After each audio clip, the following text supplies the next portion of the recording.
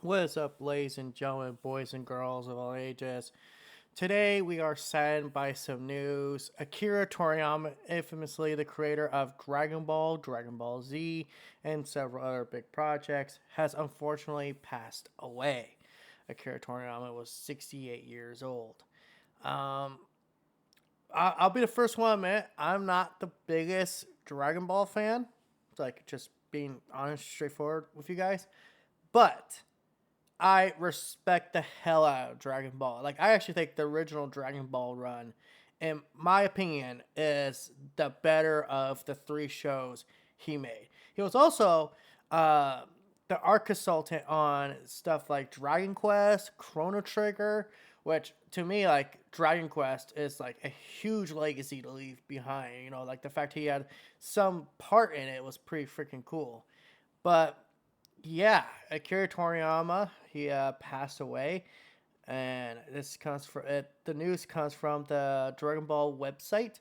I'm reading this from comicbook.com because the Dragon Ball website was, mostly in Japanese. He apparently died from acute subdural hirotama. I can't fucking say that to say my name to save my life. But basically, it's a collection of the blood. If you guys actually can see this real quick, it's a serious condition where the blood collects between the skull and the surface of the brain. It's usually considered with a head injury. So he probably, fell over, took a nasty bump. You get older, you're more subjected to injuries. That's a known fact in the world. And this really sucks because this was a guy that was well loved amongst huge anime fans. I don't think there's uh, I don't think there's a anime fan in the world who has not heard of Dragon Ball. I mean, Dragon Ball is just that connected to anime as a whole. I mean, they're like there's certain franchises you think about, and it's like that. There's one that comes almost immediately to mind. You think video games, you think Mario, you think Zelda, you think anime, you think Dragon Ball, you think like Attack on Titan, because there's just that one that's really mainstream that stands above the rest. And, stuff like Avatar: The Last Airbender. And obviously, this is a huge blow to the anime community because this is like I know this is gonna sound a little messed up, but it sounds like for a lot of people, he was kind of like our grandpa. He was like the grandpa of anime. Like people, they deeply cared about what he put out to the point that even like some people, debate if certain Dragon Ball, stuff should be considered canon, just off the basis that Toriyama had nothing to do with it. Dragon Ball GT's infamously one of those examples, and yeah, the man will be missed.